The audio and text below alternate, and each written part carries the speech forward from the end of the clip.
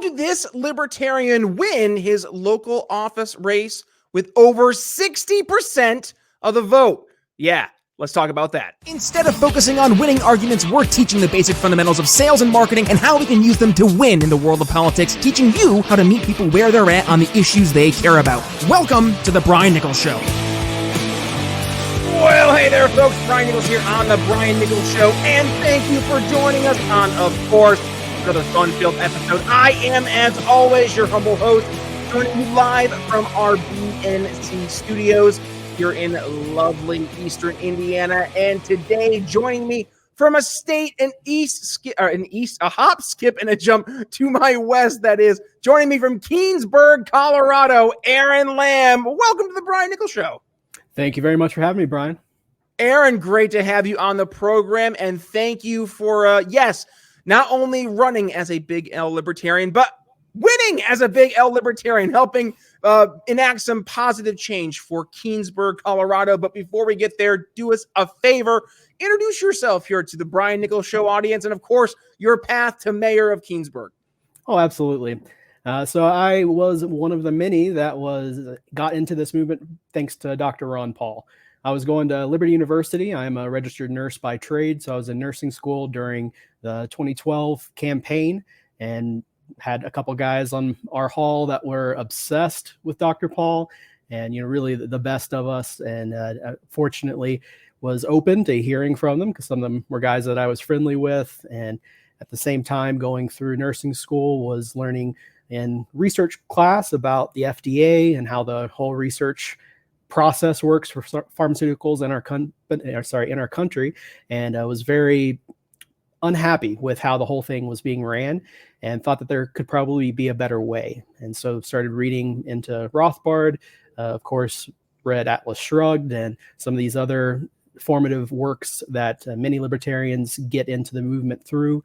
I worked with Ron Paul's campaign, was a delegate through the GOP for the state of Virginia. And we were able to get, I believe, 2 of our people down to convention in Florida that year. And of course, with all the craziness that the GOP did and completely screwing the good doctor. And he really quick, Erin, for the folks who maybe aren't familiar with that, right? Because there's actually a lot of younger folks who listen to the program. They might not be familiar with the 2012 shenanigans with the Ron Paul campaign and the GOP establishment. Can you talk about that a little bit in detail there? Absolutely. That's a great point. So essentially, Dr. Paul didn't have any chance of winning the outright nomination, but he had won enough delegates through different states across the country that he had earned a speaking spot as the number 2. But at the last minute during the convention, there was a motion from the floor to change the rules, increasing the number of states that he needed 2 beyond what he actually had. At the same time, they barred an entire delegation, I believe, from Maine, because that was the state that had the strongest delegation of Ron Paul supporters. So they completely barred them. They replaced them with another group and essentially completely screwed Dr. Paul out of this opportunity after he had spent 30 years with the Republican Party being a champion of liberty, but because he didn't toe the line with the establishment and he called out Giuliani and he called out George W. Bush and the terrible policies of that entire terrorism regime, he was not given that opportunity and he was pushed to the side. So a lot of us that had been very involved and very active as a result of Dr. Paul's campaign just left the GOP because we saw how it was being ran. At the time, Reince Priebus was the chairman and was as corrupt as any politician that you can find. So kind of just left. Around that same time, I moved to Colorado. I'm a nurse by trade, so I did a lot of different jobs here. The mountains is what really attracted me, and of course, job opportunities. And then got back involved in the Libertarian Party about 3-4 years ago when Tom Woods and Dave Smith started this movement, and of course, Michael Heiss with the Mises Caucus, to retake the Libertarian Party and make it libertarian again. So that very much appealed to me. And again, having that wealth of knowledge that I had obtained from thousands of hours of podcasts and reading many of these formative works, I knew that this was a good opportunity. And seeing the progress over the last 3-4 years and seeing the success that the Mises Caucus has had with taking over the national party, but even here in Colorado, we had a complete sweep at our most recent at our most recent convention. And the Mhm. year before that, we had a 70% majority. So it made for a very quick convention, very efficient, because we were able to vote down quickly anything that our opposition tried to bring up just to stall for time. And again, this year it was so overwhelming they didn't even bother showing up. We didn't have a single opponent that wasn't Mises Caucus or at least friendly show up to convention.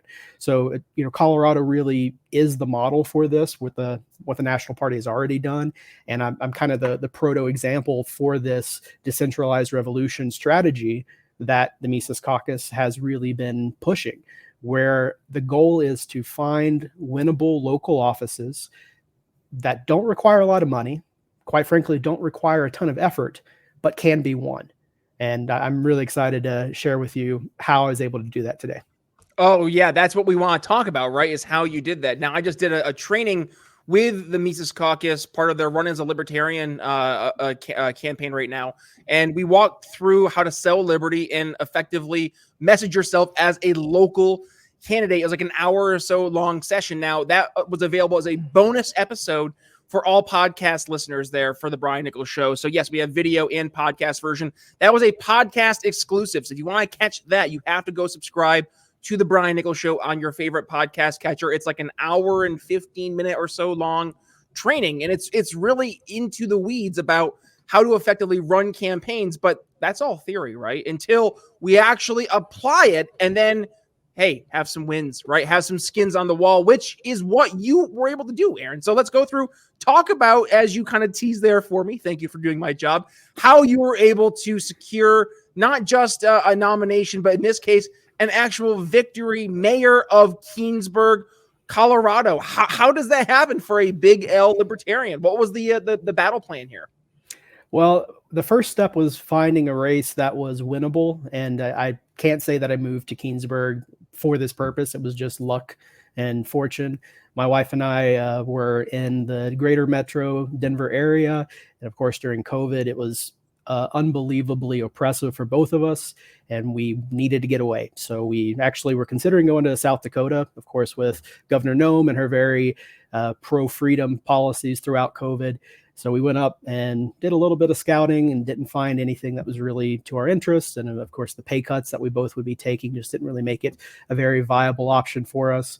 But Weld County, which is where Keenesburg is located, is where, if we were going to stay in Colorado, that was going to be the county, because it is drivable for the Denver metro area for our jobs. But first and foremost, they were one of the best counties pushing back against the COVID regime. And beyond that, Sheriff Reams has made national news several times now, but anytime in the last 4 years that the Colorado General Assembly has pushed new red flag laws or different gun control measures, he has very staunchly stood up as a constitutional sheriff, saying that he is not going to be enforcing this, and neither will his deputies. And fortunately, the county commission and all the commissioners that are on it have backed him several times with different resolutions as these things have happened. So we knew Weld County was kind of where we wanted to go, and we had put in offers in a couple other communities for different houses that didn't work. And this was the last house that we went to, and just so happened that it worked out perfectly. And we were able to move to this wonderful town and get involved in the community. And so then the next step, of course, was a little research. Wait, really Sorry. quick. Sure. Well, no apologies. It's just I want to emphasize something that you said. It's a key to your success, and that was the last little bit you said there. Got involved in your community, right? You didn't sit on the computer and bitch and moan about things and think that was going to make things better. You got involved. You people knew not just your face and knew your name and knew your wife's name. They knew who you were, what your values were. That matters so much. I just want to emphasize that one part. You got involved in the community. Thank you for pointing that out, because that's something I think a lot of libertarians forget. Erin, continue. I couldn't agree more. And by far, that was the most important factor, I think, that really helped my campaign. And I'll get into that in a little bit more detail in a minute. But again, the next step was researching into the recent election history. And something that a lot of people I don't think realize is that many municipal elections take place at odd times. A lot of the municipalities in Colorado have April elections, for instance, and oftentimes in off election years. So the voter turnout, even in somewhat, reasonably large, small communities, in the tens of thousands, might be 10% or even 5% of that total population. So you can have a really big impact with some effort. And particularly, again, that time of year, it's cold, it's dreary. Most unmotivated individuals aren't going to be really doing much campaigning. So it just creates a large opportunity. And in our situation, that was the case. They had just changed the law, however, so that it was now coinciding with the general election in November. But even then, in the last election, my opponent had about 126 votes total, and his opponent only had about 80 or so. So quite a low turnout for a community of 2,000 or so people at this point. So I knew that it was a fairly low bar if I were to put in the effort. And again, getting involved in the community was by far the biggest thing that I could have done to really set up the opportunity with my campaign. My wife and I participated in the chili cook-off that we have at the American Legion, and I won first place that year, first attempt. So, everyone that was there, of course, saw me already. And, and then it's a small town. We have a grocery store, a gas station, a couple, each of the basic things. So you see your neighbors all the time. So you just run into people and everything. And then once you start doing the actual door knocking, then it's like, oh yeah, I recognize you. I know who you are. And it just makes it a lot easier to connect to people and then ask where their stance is. And with small towns, most people don't even know who the mayor is. I couldn't tell you how many dozens of people that I door knocked and asked, and they're like, oh, is Danny Kipp still the mayor? And he hasn't been the mayor since 2012. So the current mayor didn't even have any kind of notoriety or fame or, positive or negative. He was just a neutral person. And to my knowledge, didn't do any door knocking at all and didn't get any signs out until after I had already had 150 around town. So, just having a specific strategy and being able to implement that is such an advantage with so many of these incumbents who have never had to run a real campaign before. Really quick, I want to touch on something, Erin, that you brought up there, and that was they actually going out and knocking on doors. When you went out and knocked on doors, what was the feedback you got as a big L libertarian? Because that's probably different for most folks, right? They're used to hearing Republican, Democrat. Whoa, wait, a libertarian? What is that? Did you ever get any objections to your political affiliation? And if so, what did that look like, and how did you overcome those? Sure, I want to answer that, but first, just to say, dynamic in small towns like mine, where again, Weld County is a very conservative county. Our town is small in comparison to the population of the state or any of the metro areas. So the Republicans don't spend any time or money here because they know we are going to reliably vote Republican. The Democrats don't waste any time or money here because they know they're not going to be able to persuade anyone. So both parties ignore small towns like this. So I had, again, dozens and dozens of people that I knocked that they said this was the first time any politician has ever knocked on their door. So just having that and like, oh, you're running for mayor, all that, it just has this prestige for some reason in people's minds, and then they're more open to it. But to get to the specific question, the only person that gave me any kind of grief was a Republican who said, oh, if you're not a Republican, then F you. And he crumpled up my paper and threw it at me. And so I just laughed. I mean, what else am I going to do with that? And as I was walking away, he yelled back, it's like, the other guy's not a Republican either. He's unaffiliated. I'm a Libertarian. So it didn't matter. But regardless, beyond that one gentleman, pretty much everyone else was very open. And as far as the specific strategy with being a Libertarian, I never hit it. It was on my Twitter, of course. I did different interviews and podcasts and was happy to share that. But that wasn't what I was going on people's, that wasn't my main talking point. Well, knocking on the door, hey, I'm a Libertarian, I'm running for mayor. It's, hey, I'm Aron Lam, I'm running for mayor because I love this town. I'm worried about the rapid growth and expansion. I don't want it to turn into one of these communities like that it is all around the Denver metro at this point, all around the Denver airport, which the people in town don't want either. And then again, very concerned about the water. And that's what got me involved in the first place. Was my wife and I got a 30% increase in our water bill in 1 month. And so we went to a board meeting to complain, give public comment, and see what was going on. And realized that their policy was to allow public comment, but not to give any kind of feedback, not in the moment or not afterwards. So it was just going and talking into the void. So that was very frustrating. Mm-hmm. And then there was some other things that were being heard at that point, and we witnessed after a few more meetings of attending that the town manager at that time was in complete control of the town, and the board, which consists of 6 elected board members, then the mayor is the head of the board, were just rubber stamping whatever was brought in front of them. And so I had also heard of some complaints from people that wanted to do great things in our community, like bring a farmer's market. But for some reason, they kept running into roadblocks. Or people that wanted to open a new business in town in the same situation. So there were a lot of different things that I thought that I could help and do a lot better just by simply removing these barriers of government and allowing people to flourish. 2 things. So first, going back to the door knocking, right? I want to just, from a sales guy perspective, commend you, right? You did a phenomenal job at your, if you will, cold call, right? Because what we see as, and this is consistently across the board in B2B, B2C, is the, hi, I'm calling from ABC Corporation. We're the top XYZ provider in the industry. We do this, this, this, and this. And they just go off, just into verbal vomit mode. Versus, what did you do? You start out by quickly saying, hey, I'm Aron Lam. I'm running for mayor, right? And then what'd you do? You address the problem. You said, hey, here's a problem that I see, and I'm sure that you see as well. You were addressing problems that the likely, in this case, constituent you were talking to would also experience. And then with that, to pique enough interest to share, not only share that you have maybe a possible solution to that problem, but something that might be worth having a deeper conversation, right? And Absolutely. That right there, that A+, Aaron, right? Like, that's how it's done. It's not going through and telling people who you are, what you do, and facts and figuring them to death.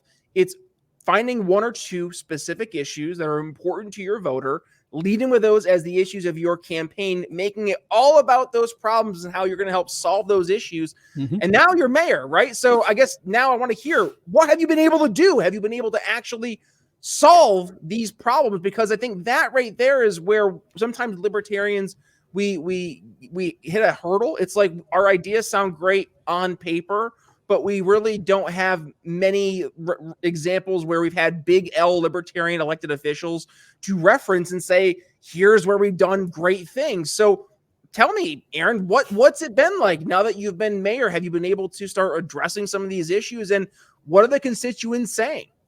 Oh, absolutely. I'm very happy with what we've been able to accomplish so far. So again, we were sworn in, and with my fellow board members, which I should mention that with the election too. So in addition to just door knocking and saying, I'm running for mayor, I had some printed paper with my allies, as we had 4 board seats that were open this election. So I would say, I can only do so much, but if you really want to help me make a difference, these are my allies. So I was successful in getting 3 out of the 4 elected, which did give me the majority on the board for a while.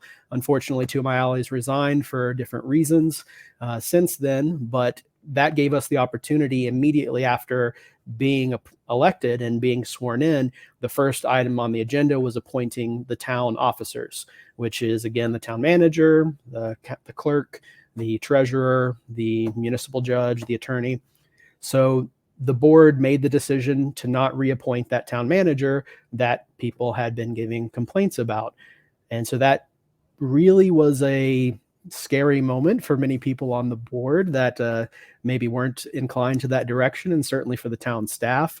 But I can say with certainty that it was the correct decision, as I've had a ton of positive feedback with the department directors since then. Most recently, we had an interim town manager that was incredible. I mean, just really overhauled a lot of the processes and procedures, specifically suggested, and we implemented a reserve policy, which the state of Colorado specifies about, I think, 3 or 10% or something that must be kept back in the event that there's a unexpected economic downturn or lawsuit or what have you. So we increased that reserve policy to 35% with different reasons for different things. So just, economically being a lot more sound as a community.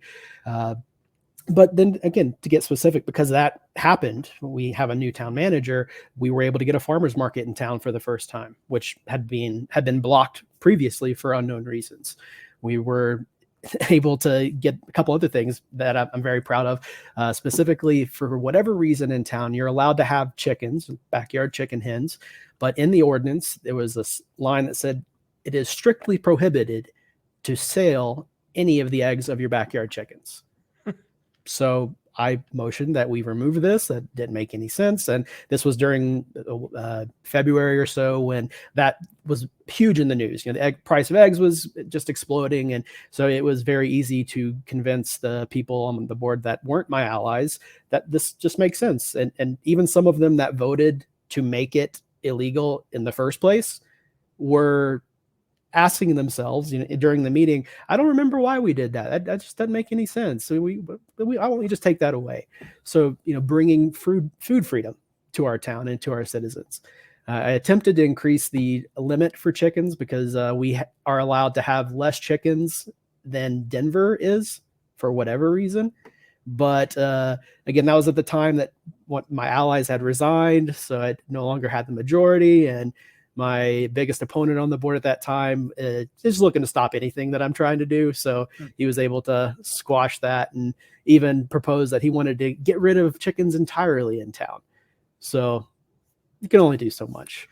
Baby steps, right, Aaron? We're making progress. And the fact that you were elected, right, with 60% of the vote, I'd say is at the very least a positive step in the right direction. And now that you're actually making some progress from a policy perspective, that's pretty darn cool as well. So how about this? Let's kick off final thoughts. I'll start here in mine if you're cool with that. And sure.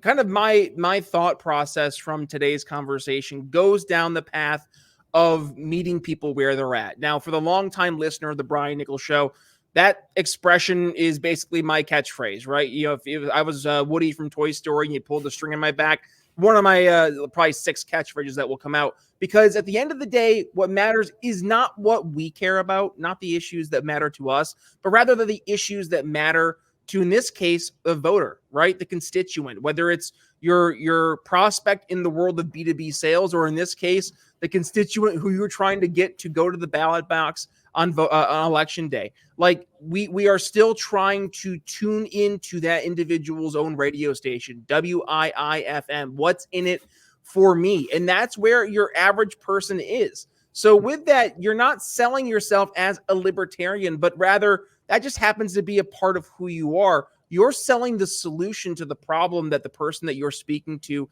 is facing. And that's where, Aaron, you've had success. And that's where other libertarians will find success. That's part of what we talked about last episode on our bonus episode for our podcast episode listeners. So if you want to go ahead and catch that awesome training I did, hour-plus training for the Run as a Libertarian Mises Caucus trainings, go ahead, check that out on the podcast version of the show. Also available over at briannicholsshow.com. That's my final thoughts for today.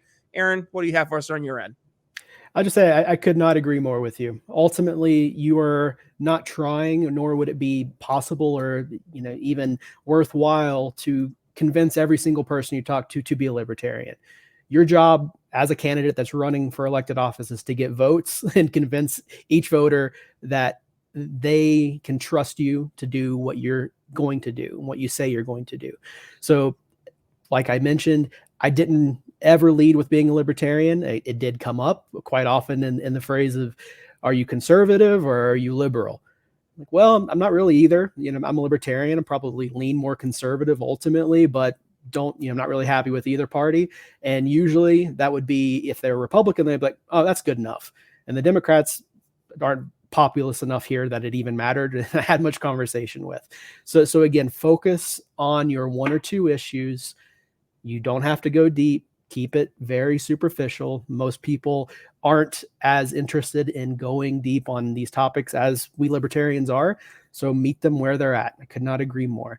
And I'll just say, definitely check out. I did a a training as well with the Mises Caucus. They posted it on their YouTube, where I went into a lot of depth about my campaign strategy and, more things that I found to be useful and not so much useful. And ultimately I was able to win, and I spent less than $1,200 for the entire campaign.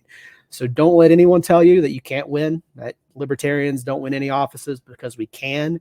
And if we focus at the local level, we will have hundreds of mayors and city councilmen and towns board in the next couple of years. And also, just to add one thing you teased there as well, Aaron, is that you focused on where was it going to be worth your time, right? You didn't just go and say, you know what, I'm going to run for president. I'm going to run for U.S. Senate. Great. Okay. Wonderful. Like, if you're going to do that, do that. But no, you're probably not going to win. But if you actually want to make a real difference, and you want this difference to last long-term, to help build legitimate trust with the constituency that you're representing, so maybe you can actually run for Senate, but maybe first we'll get you to run for, I don't know, legislature or assembly, and then state Senate, right? And then maybe take a step towards, dare I say, Congress, and then U.S. Senate. And who knows, maybe one day president indeed. One can dream, or one can start to actually do things differently. And that's what you're doing. Aaron, thank you for joining us. And folks, if you got some value from today's episode, you know the drill. Go ahead, give it a share. When you do, tag yours truly at B Nichols Liberty, Twitter, x.com. Also find me on Facebook. Aaron, where can folks go ahead and find you if they want to continue the conversation? X.com. Yeah, that's the new Twitter. That still feels weird, right? Yeah. I mean, it still sounds like I'm saying something inappropriate or not safe for work. But yeah, just Grandma, don't look there, Grandma. Don't go to the website, Grandma. Oh, it's Twitter. Just kidding. We're good. Exactly. Yeah, but yeah, just you see it the way my name's spelled on screen, and when Aron_Lam, you'll find me right away. Perfect. And for the audio listener, no worries. You don't have to say like, well, I'm not watching on screen, because the link should be included right there in your show notes. So have no fear. Just go ahead, swipe to your podcast description. And not only will you find those aforementioned links, but you will also find the link to today's episode over at briannicholsshow.com, where, by the way, you can find not only today's episode, Aaron, but you can find all 760 plus other episodes of the Brian Nichols Show. We have had candidates, we have had elected officials, we have had economists, we have had entrepreneurs, political consultants. I'm trying to think. We've had so many different folks here on the program, but I guarantee each and every episode has left the audience educated, enlightened, and informed. So if you want to go ahead and catch all 760 other episodes of the Brian Nichols Show, well, there's only really one way to be able to do that, and that is to subscribe to the podcast version of the show, because that's where our archives live. So if you go to your favorite podcast catcher, Apple Podcasts, Spotify, YouTube Music, wherever it may be, subscribe to the Brian Nichols Show, and then go to unplayed episodes, download all. It'll start at episode 1 way back in 2018. Fast forward 750 episodes, 60 episodes later, here we are today. You're going to see the show grow. You're going to see yours truly grow. You're going to see the audience as we've gone through progressions here of the show change, and I dare say change for the better. That's why I think we're reaching more people, and frankly, we're having more success, because we're teaching people, yes, how to meet people where they're at on the issues they care about. So that was for the podcast version. And of course, Aaron teased it. Thank you, Aaron. Yes, we are a video podcast, so that means we are over on YouTube, Rumble, and Ben Swan's independent media entity that is spelled Sovereign, SOVREN. I'm a big fan, by the way, of Sovereign. So if you are indeed watching us over on Sovereign, congratulations, because that means you are catching today's episode before anyone else. That's a Sovereign exclusive from yours truly. And by the way, I have to go ahead and say, if you are still supporting us on the traditional YouTubes, well, hey, no worries. Lots of other folks are as well. Just do me a favor watching us here today. Hit that subscribe button, little notification bell. And by the way, if you could hit a like button and give us some thoughts down in the comments. We'd love to hear what your thoughts are on the episode. And then one final thing, I am rocking today our Magic Money Tree shirt. You can see me rocking this over here on the video version of the show. You can get your own Magic Money Tree shirt over at briannicholsshow.com/shop. That will redirect you to our amazing partner that is Proud Libertarian. They have some amazing stuff over there. I'm so proud to have them. Yes, as my proud libertarian shop. And with that, if you use code TBNS, you will get 15% off your order of your Magic Money Tree shirt. Or we have lots of other goodies. Like I'm rocking our Good Ideas Don't Require Force snapback. We have hoodies, t-shirts, bumper stickers, all that and more. So head over to our shop. I said a lot. Any final things on your mind here, Aaron, as we wrap things up? Now, again, just thank you for having me. If you are encouraged or interested in running, please go to runaslibertarian.com, and that's the way. And then reach out to me again. If you are going to run, I'm happy to give specific help. Just hit me up on Twitter. Awesome. All right. So, folks, yes, I mentioned it for the podcast version. Go check out that training I did with Run as a Libertarian back here on our last episode for the podcast version of the show, that special bonus. Or if you're joining us here on the YouTubes, hello, you will go ahead and see a video pop up right about here. That's going to be my conversation with the LP of Colorado discussing their recent partnership with the GOP of Colorado. You want to see that conversation, you're going to go ahead and have to continue over there. So we will see you guys over there. Other than that, Brian Nichols signing off here on the Brian Nichols Show for Mayor Aron Lam. We'll see you next time. Peace. Thanks for listening to the Brian Nichols Show. Find more episodes at briannicholsshow.com.